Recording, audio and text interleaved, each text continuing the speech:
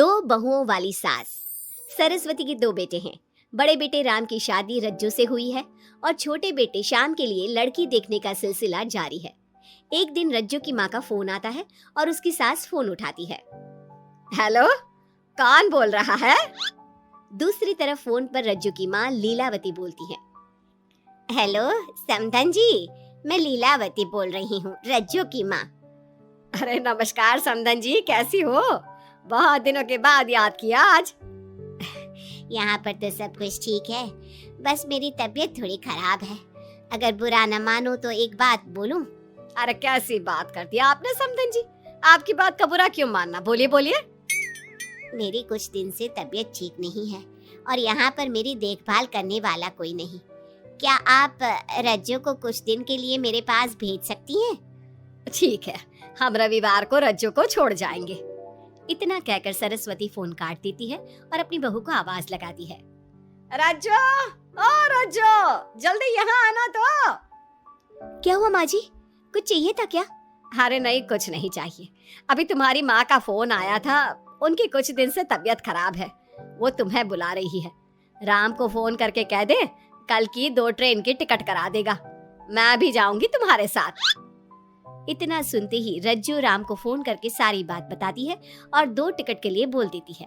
शाम को खाने के टेबल पर सब रज्जू के जाने की बात करते हैं। तब रज्जू का देवर श्याम कहता है, भाभी आज बहुत खुश लग रही हो, मायके जाने की इतनी खुशी। उफ। खुश क्यों ना हो देवर जी, कितने दिन बीत गए अपनी माँ से मिले, और इस बार तो मैं महीना 2 महीना रह कर ही आऊंगी। जब आपका मन करे तभी आना।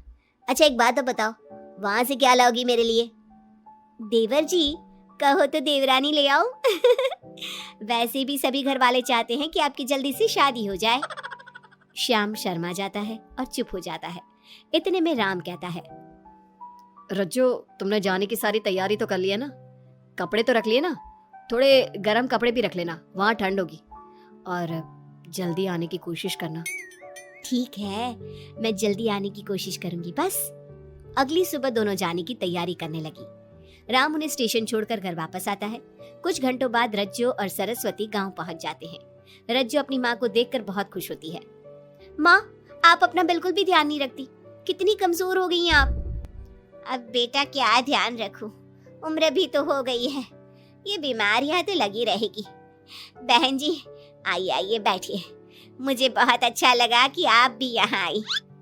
अगले दिन सरस्वती अपने घर वापस जाने लगती है तो लीलावती से कहती है, बहन जी ध्यान रखना आप अपना, आपकी तबीयत ठीक हो जाए तो आप भी रज्जू के साथ आ जाना, रज्जू के बिना तो घर सूना सूना लगेगा।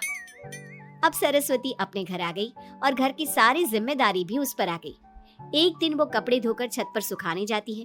बाल्टी में से टपकता पानी सीढ़ियों को गीला कर देता है और नीचे उतरते समय रज्जू की सास यानी कि सरस्वती देवी का पैर फिसल जाता है और वो गिर जाती है। अरे मेरी माँ मर गई, मेरा पैर तो गया। लेकिन घर में कोई नहीं था। सरस्वती जैसे तैसे अपने आप को संभालती जाकर कुर्सी पर बैठती है। वो अपनी बहू के बारे में सोचती है, अगर रज्जू होती तो मुझे संभाल लेती और घर भी संभाल लेती।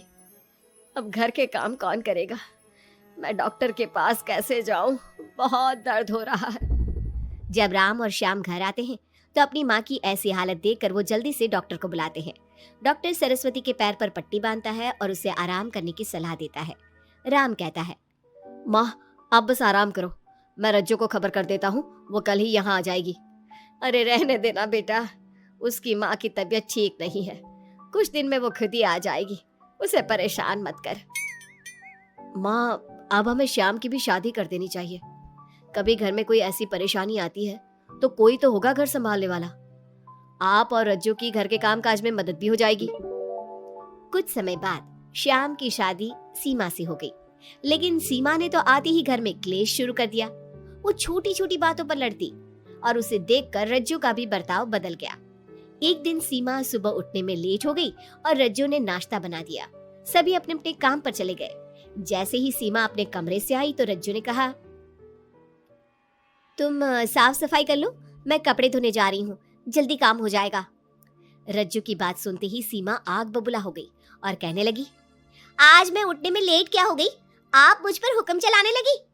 मुझसे कोई इस तरह से बात करी है मुझे बिल्कुल भी पसंद नहीं है। अरे सीमा, ये किस तरह की बात कर रही हो तुम मुझसे? मैंने कोई हुक्म नहीं दिया तुम्हें। मैं तो बस काम को जल्दी खत्म करने की बात कर रही हूँ। उन दोनों की नोक झोंक सुनकर सरस्वती बाहर आ जाती है और दोनों को समझाती है। शाम को सब एक साथ खाना खाने लगे, लेकिन खाने के बाद जब सब अपने कमरे में चले जाते हैं और खाने की टेबल पर थाली यूं ही छोड़ देते हैं, सरस्वती को ये देखकर बहुत गुस्सा आता है। वो दोनों बहुओं को बुलाकर कहती है, तुम सब खाना खाकर चले गए, अब ये बर्तन कौन उठाकर रखेगा? मेरे लिए छोड़कर गई हो सारा काम। तुम दोनों को शर्म नहीं आती? अब दोनों बहुएं एक दूसरे के ऊपर बात टालते हुए फिर लड़ने लगी। ये देख सरस्वती परेशान हो गई।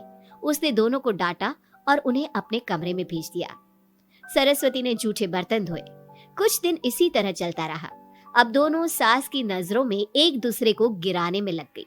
माँ जी, जब भाभी फोन पर बात कर रही थी ना, तो कह रही थी मैं अपने मायके चली जाऊंगी तो देखते हैं कि कौन काम करता है। और ये हम सबकी बुराई कर रही थी वो। बहू, किसी की बात चुपके से सुनना गलत है ना। तुम आज के बाद ऐसा मत करना। अब तुम जाओ, मैं रज्जू को समझा दूंगी। सरस्वती ने रज्जू से बात करके उसे समझा दिया, लेकिन रज्जू को अपनी देवरानी पर बहुत गुस्सा आया। अब वो भी सीमा की चुगली अपनी सास से करने लगी। अगले दिन रज्जू अपनी सास के कमरे में जाती है और कहती है, मैंने सीमा को बात करते सुना था। वो देवर जी से कह रही थी कि अगर हम लोग अलग कहीं रहे तो हम ज्यादा खुश रहेंगे, रोज रोज की लड़ाइयों से भी बचेंगे। सरस्वती को इस बात पर गुस्सा तो बहुत आया, लेकिन उसने कुछ कहा नहीं। जब दोनों बहुओं को लगा कि सरस्वती उनकी बातों में नहीं आने वाली, तो उन्होंने रिश्तेदारों और पड़ोसियों से एक दूसरे की चुगली करना शुरू कर दिया। जब सरस्वती को ये बात पता चली तो उसने इनकी लड़ाई को शांत करने का उपाय निकाला। रज्जो, सीमा, यहाँ आओ दोनों। दोनों अपनी सास के पास आती हैं। कल मैं घर में हवन करवा रही हूँ। तुम पड़ोसियों और रिश्तेदारों को आने के लिए कह दो और हवन की सारी तैयारी कर लो। हवन का दिन आ गया। पंडित जी रामायण का पाठ करने लगे। माता सीता से महान कोई पत्नी नहीं। उन्होंने अपने पति के लिए सारे राजपाट, सुख सुविधाएं त्याग दी। अगर कोई पत्नी अपने पति को परिवार से अलग होने को कहती है तो वो पाप की भागीदार होती है, और बेटों को भी मां से अलग नहीं होना चाहिए। सीमा पंडित जी की बात बहुत ध्यान से सुन रही थी और उनकी हाँ में हाँ मिला रही थी। ऐसे ही रामायण का पाठ अंतिम सीमा पर आ गया, जिसमें विभीषण के बारे में बताया गया था। अगर विभीषण अपने भाई का भेद न देता तो रावण का विनाश नामुमकिन था। पूजा खत्म होते ही सीमा बोल पड़ी, तभी तो मैं कहती हूँ परिवार में आपसी प्रेम होना बहुत जरूरी है, लेकिन मेरी सुनता कौन है इस घर में? आपसी प्रेम की बात कौन कर रहा है, जिसने घर में आती ही लड़ाइयां शुरू करवा दी? दोनों में फिर से नोक झोंक शुरू हो गई। सरस्वती दोनों को चुप कराते हुए बोली, अरे चुप हो जाओ तुम दोनों, पड़ोसी क्या कहेंगे, सब सुन रहे हैं तुम्हारी बातें। तभी उनमें से एक पड़ोसन बोलती है, सरस्वती बहन, क्यों चुप करवा रही हो अपनी बहुओं को? हमें तो इनके बारे में सब कुछ पता है। ये दोनों हमारे घर आकर एक दूसरे की चुगली करती है। तुम्हारे घर की हर छोटी से छोटी चीज पता है हमें। आंटी जी, हमने अपना समझ के आपको कुछ बता दिया तो इसका मतलब ये नहीं कि आप सबके सामने हमारी सास से हमारी शिकायत करेंगी। आप तो सबसे बड़ी चुगलखोर हो।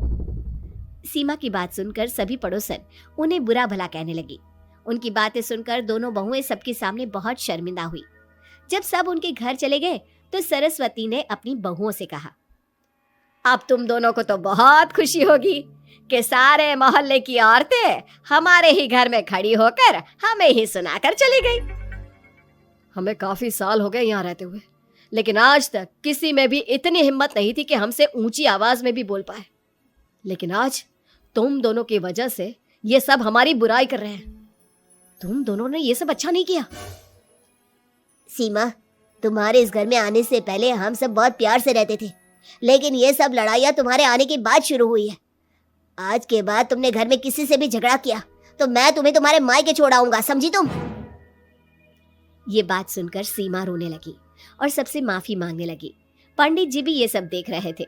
उन्होंने सबको शांत करवाया। कृपया आप सभी शांत हो जाइए, गुस्से से तो बात और बिगड़ जाएगी। अगर आप दोनों बहुएं मिलकर रहती, घर की बात घर में रखती, तो कोई आपसे कुछ कहने की हिम्मत नहीं करता। आज आपको इस बात का एहसास तो हो ही गया होगा। औरत ही तो होती है जो मकान को घर बनाती है। अब भी कुछ नहीं बिगड़ा, आप दोनों प्यार से रहो, आपके पड़ोसी और रिश्तेदार अपने आप चुप हो जाएंगे। पंडित जी की बात दोनों बहुओं की समझ में आ गई। अब दोनों प्यार से रहने लगी। इसी तरह समय बीत गया। अब पड़ोस की औरतें उनके प्यार की मिसालें देने लगी।